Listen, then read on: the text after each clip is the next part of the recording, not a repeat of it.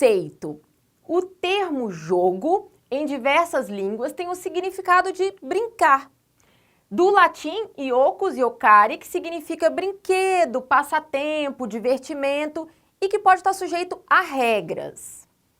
Os jogos, eles podem ser classificados em jogos de salão, jogos esportivos e jogos populares. Olha um exemplo aí alguns exemplos de cada um desses jogos. Então, por exemplo, jogos de salão são aqueles jogos como xadrez, dama, dominó, sinuca, jogos de botão. Já os jogos esportivos são os jogos ligados aos esportes, como voleibol, handebol, basquete, futebol, entre outros. E os jogos populares são aqueles jogos que as pessoas brincam normalmente na rua, como barra-bandeira, amarelinha, pular corda e etc. Os jogos de salão, vamos aprofundar um pouquinho mais, são também aqueles jogos de tabuleiro, né? Eles fazem parte dos povos desde tempos imemoriais. Nem sabe-se quando eles surgiram. Mas, por exemplo, Mancala é um jogo muito antigo, mais de 7.000 anos de idade, praticado na Grécia e Roma. Já o jogo da onça, os índios baroros, eles praticavam esse jogo no Mato Grosso, aqui no Brasil. Os jogos de salão, geralmente podem ser jogados com 2 pessoas, mas aceita-se até 6 participantes, dependendo do jogo. Possuem regras pré-determinadas. O que significa pré-determinadas? Existem as regras, mas elas podem ser modificadas pelos próprios jogadores. Utilização do raciocínio lógico e de estratégias elaboradas, e necessita de muita atenção e concentração para jogar os jogos de salão. Os jogos populares são os jogos, como eu falei agora há pouco, de rua ou tradicionais. Eles fazem parte da cultura, criados pelas pessoas ao longo do tempo e foram passando de geração para geração. E como é que eles eram transmitidos? Como eles são transmitidos? Pela oralidade. Então, normalmente, através de romances, poesias, mitos e rituais religiosos, a gente fica conhecendo os jogos populares. A origem, na antiguidade egípcia e greco-romana, já se praticavam esses jogos populares. E na Idade Média, surgiram-se novos jogos e aqueles outros que já eram jogados, eles foram modificados a partir das transformações da sociedade e dos indivíduos. Então, esses jogos, eles podem ser passados de geração para geração, mas eles também podem ser modificados, dependendo do quê? Das transformações da sociedade, assim como do próprio interesse dos indivíduos. Os jogos populares de rua também não existem regras fixas, ou seja, quando necessário, essas regras elas podem ser modificadas. Não necessitam de materiais ou espaços específicos, então pode ser jogado em qualquer lugar, pode ser também inventado qualquer tipo de material ou nenhum material para poder participar de um jogo popular.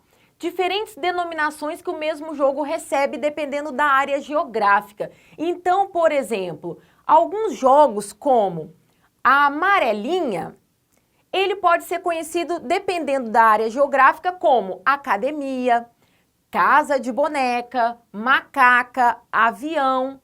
O chicote queimado, por exemplo, dependendo da área geográfica, ele pode ser chamado de chicotinho queimado, peia quente, caça ao tesouro, né? Então, e muitos outros jogos também recebem essas denominações diferentes dependendo da área geográfica.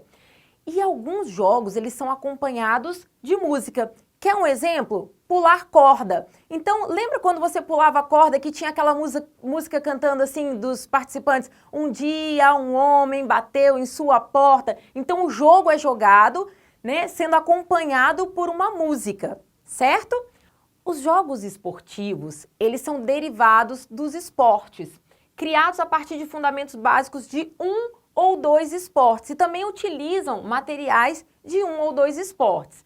Exemplo, trave a trave, futevôlei, entre outros mais. Qual a diferença entre jogos, então, e esportes?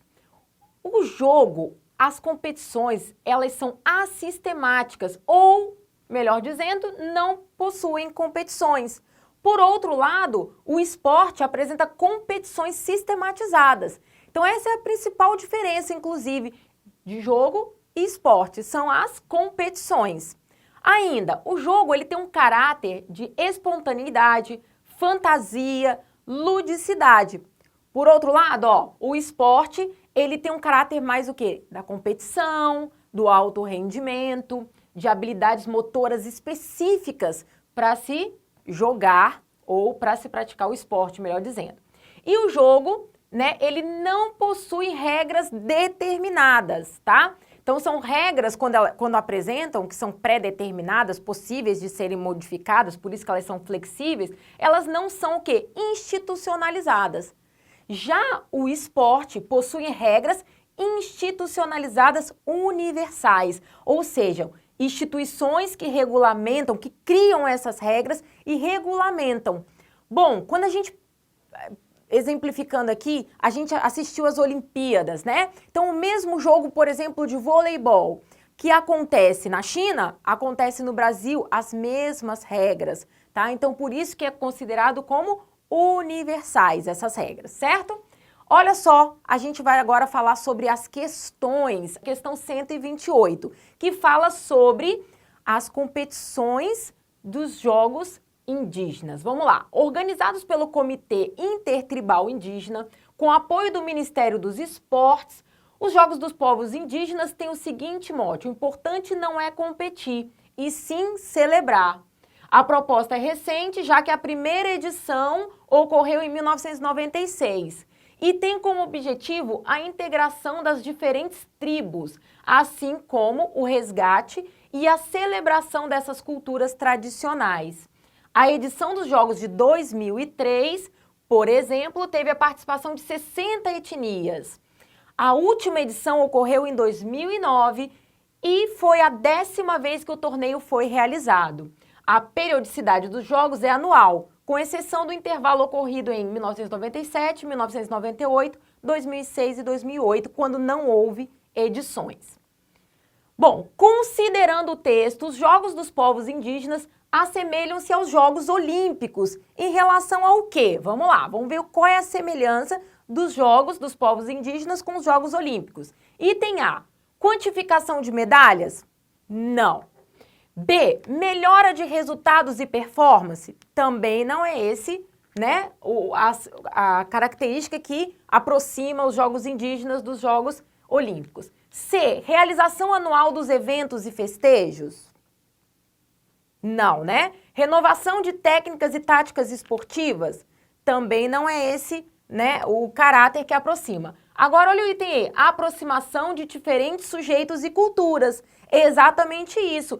Tanto os Jogos Olímpicos quanto os Jogos dos Povos Indígenas, eles querem promover o quê? Uma aproximação de diferentes sujeitos e culturas, tá? Então, a questão, o item correto é o item E. Vamos lá. E na questão também de 2015, mas a questão 102, diz o seguinte, sobre as brincadeiras populares. Vamos lá. Riscar o chão para sair pulando é uma brincadeira que vem dos tempos do Império Romano. A amarelinha original tinha mais de 100 metros e era usada como treinamento militar. Hoje as amarelinhas são mais reduzidas, né? Não tem 100 metros, né, de comprimento.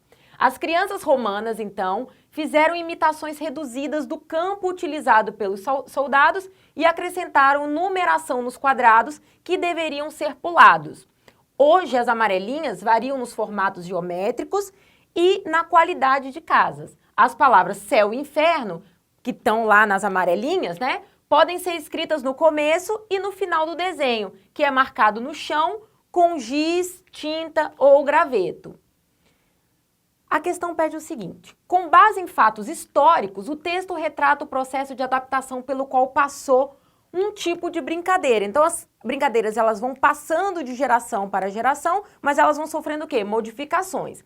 Nesse sentido, conclui-se que as brincadeiras comportam a caráter competitivo que se assemelha às suas origens. Não tem caráter competitivo aqui, tá? Item B, delimitação de regras que se perpetuam com o tempo. Também não é isso, até porque as regras elas podem ser modificadas, né, pelos indivíduos.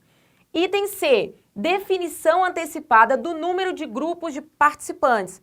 Também não é isso, né? Isso aqui, inclusive, é o contrário, não se tem uma definição antecipada do número de grupos participantes. Item D, o objetivo de aperfeiçoamento físico daqueles que praticam, não é melhorar o condicionamento físico dos praticantes. E o item E, possibilidade de reinvenção no contexto em que é realizada. Exatamente isso. Então, a gente falou ali atrás que tem uma possibilidade de reinventar. Então, aquela brincadeira, aquele jogo, pode ser o quê? Jogado numa outra época e pode ser o quê? Reinventado, modificado pelas transformações da sociedade e pelos próprios interesses ali dos indivíduos. Questão que caiu em 2013 agora. Olha só a questão 103 o que diz. O jogo é uma atividade ou ocupação voluntária exercida dentro de certos e determinados limites de tempo e de espaço, segundo regras livremente concedidas, mas absolutamente obrigatórias, dotada de fim em si mesmo, acompanhado de um sentimento de tensão e de alegria, e de uma consciência de ser diferente da vida cotidiana. Segundo o texto, o jogo comporta a possibilidade de fruição. Do ponto de vista das práticas corporais, essa fruição se estabelece por meio, olha o item A, fixação de táticas, que define a padronização para maior alcance popular. Não, né? Não é fixação de táticas, não tem essa característica, certo? Item B, competitividade, que impulsiona o interesse pelo sucesso. Também não tem caráter competitivo, tá? Não é isso. O item C, refinamento técnico, que gera resultados satisfatórios. Também não tem esse caráter de refinamento técnico. Já o item D, ó, caráter lúdico, que permite experiências inusitadas. Exatamente isso aí, tá? Então, caráter lúdico. E o item E, olha que fala sobre uso tecnológico, que amplia as opções de lazer. Não é isso, se a gente estivesse falando realmente só dos jogos eletrônicos, tá? E aqui a gente está falando de outro tipo de jogo, certo? Vamos lá, seguindo aqui a questão que caiu no Enem de 2009, questão 35. A falta de espaço para brincar é um problema muito comum nos grandes centros urbanos. Diversas brincadeiras de rua, tal como o pular corda, o pique-pega e outros, têm desaparecido do cotidiano das crianças. As brincadeiras são importantes para o crescimento e desenvolvimento das crianças, pois desenvolvem tanto habilidades perceptivo-motoras quanto habilidades sociais.